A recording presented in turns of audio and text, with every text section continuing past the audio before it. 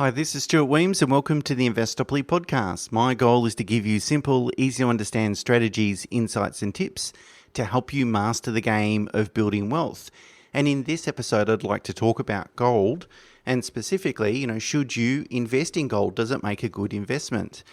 And I was watching a YouTube video produced by a ETF manager called BetaShares. They're a very large ETF manager in Australia, so you're probably familiar with the name. Anyway, they compared differing views from Warren Buffett to billionaire fund manager Ray Dalio. Ray Dalio is quite high profile. He's produced Bridgewater Capital, which is his firm, has produced pretty good returns for a long period of time.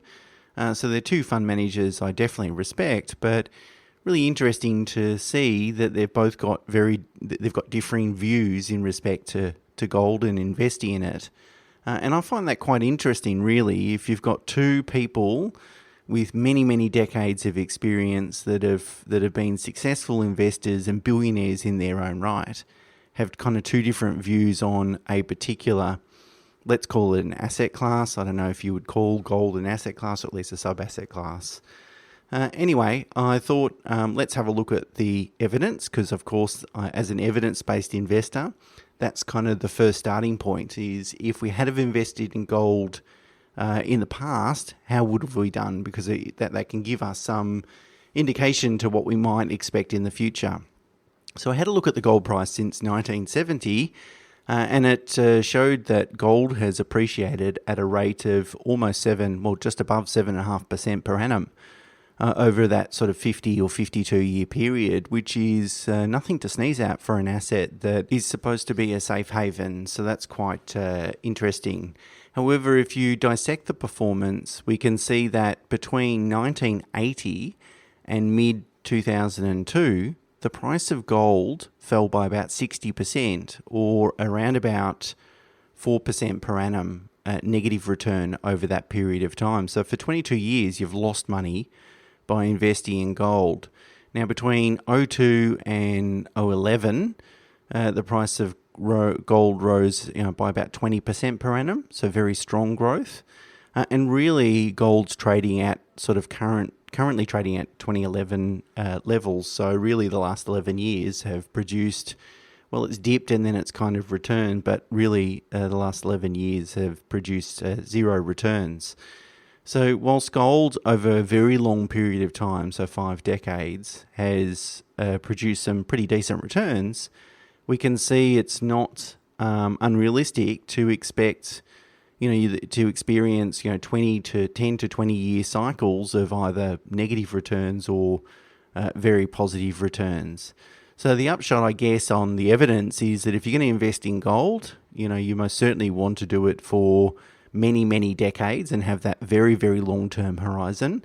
Now, whilst I'm not a short-term investor by any stretch of the imagination, I'm also not an investor that's going to invest in an asset class or sub-asset class with the expectation I'm going to hold that investment for 50 years. Of course, the whole point of investing is that one day we will either use the money, either spend it or gift it to someone. So, that doesn't make a lot of sense. So let's look at some of the reasons why people invest in gold. Firstly, gold is seen as a defensive investment, I should say. So that is when investors become concerned about, future returns in equity markets as a result of, volatility or economic uncertainty or those sorts of things. They seek a safe haven. And gold is one of those safe havens.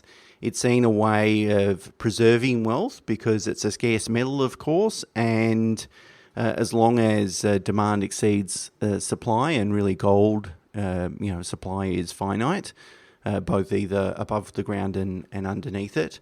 And so it's seen as a pretty safe way to sort of park your money. Secondly, gold can be seen as a better storage of value than currencies. So obviously the value of a particular country's currency can be volatile.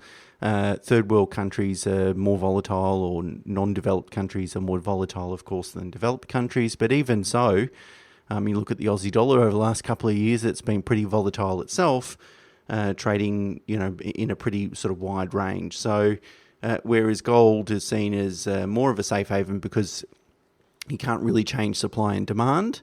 demand can change, but you can't change supply, whereas with currency you can change supply through monetary policy, such as quantitative easing and so forth, which can devalue a currency.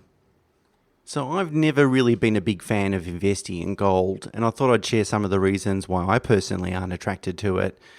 So firstly, it doesn't produce any income. So unlike other defensive assets like bonds, for example, or infrastructure or some property investments, they tend to produce income. So if you have an investment that generates at least some level of income, then you're less reliant, or maybe not reliant at all, on any change in capital value of that investment. Whereas gold doesn't produce any income, so the only way I'm going to generate an investment return is if the price rises over time. And we saw, between 1980 and 2002, actually gold lost 60% of its value. So it's not actually that safe for investment in my view. And I guess it depends on when you buy. So if you buy after 20 years of negative returns, maybe your upside is much greater and your downside's quite limited. But as a long-term investor that might be regularly investing in this asset class, history tells us that it's quite possible you might have 20 years of negative returns. Secondly, the only way the value of gold can go up is if demand rises. Now, about 80% of the world's gold is used for jewelry. So therefore, really, if you're investing in gold, what you're doing is taking a strong position that demand for jewelry will continue to rise. Well, that's probably not a risky bet. But the point is that there's only it's single point sensitive on that demand factor. Whereas if we're investing in a stock, there's lots of things that a company can do to increase its share price. It can start new businesses, new revenue streams, improve existing revenue streams, improve management, improve pricing of their goods and services, all those sorts of things that they can have a play around with. So there's a little bit more upside in respect to that. So if I want to invest defensively, so if I'm really concerned about the share market, what do I do? Well, probably the most common defensive investment is bonds, or are bonds, I should say. So bonds tend to have a negative correlation with shares, which means that when shares fall, bonds tend to rise. But there have actually been 3 times over almost the past 100 years that hasn't occurred, and that bonds have been positively correlated, which means that stocks and bonds have fallen in the same year.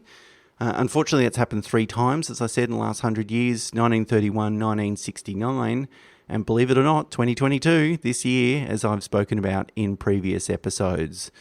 But normally bonds are seen as a bit of a safe haven, particularly higher rated bonds, so government and treasury debt that might be AAA rated. And the benefit of those sorts of investments is they generate a regular income stream, often paid at least a couple of times a year, often or even sometimes quarterly. And that sort of reduces the need to generate capital growth off that investment. Some shares can be seen as more defensive than others. So sectors like consumer staples, healthcare, energy, utilities, they tend to be quite defensive stocks. Also high dividend yielding stocks that are very robust, so very good quality businesses that have a long history of paying out high dividend returns.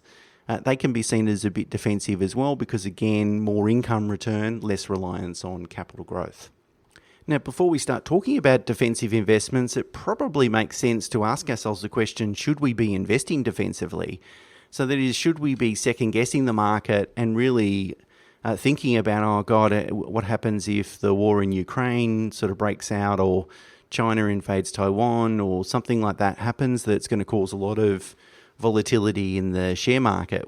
Maybe we should make some changes to our investment. Should we be doing that? Well, I actually believe that you shouldn't. And I believe that you should adopt a long-term asset allocation that's aligned with your risk profile and stick with it. And there's other ways that you can kind of accommodate those risks and reduce the risk in the portfolio as opposed to drastically changing your asset allocation and going more defensive. Now, of course, if your risk profile changes, so particularly if you're into retirement or even deep into retirement, quite often for clients in that situation, capital preservation is a lot more important than capital returns. which means that you tend to have a more defensively or less aggressively invested portfolio. That's fine. It's okay to change your asset allocation if your risk profile changes, but I don't think you should materially change your asset allocation just because you perceive that there might be future risks.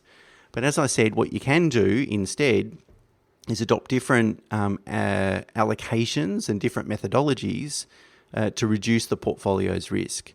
And the best way, there's two ways that I like to do that, and I prefer obviously to use low-cost rules-based evidence-based approaches.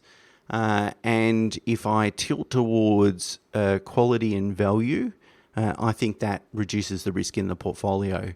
So value involves investing in an index of stocks that represent good value for money. So that is, they're trading at low price-to-book ratios or price-to-earnings ratios.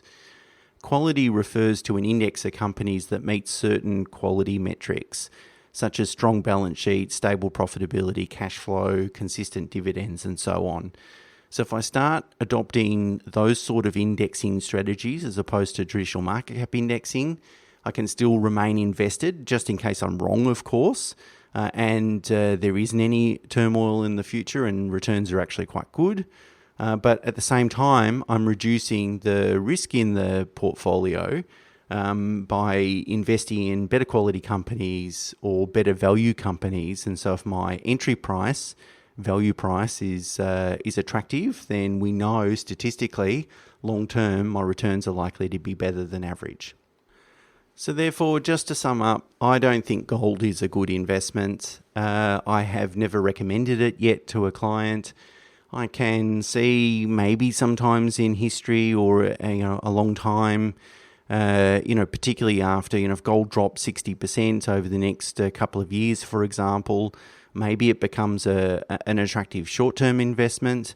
But I think anyone that's been listening to this podcast for any longer than a couple of months would know that I am not distracted by shiny objects and not interested in short-term investments. So I doubt that I would ever recommend gold, but I guess you never say never. I just think there's better assets to invest in other than gold that are going to probably produce better returns for lower risk.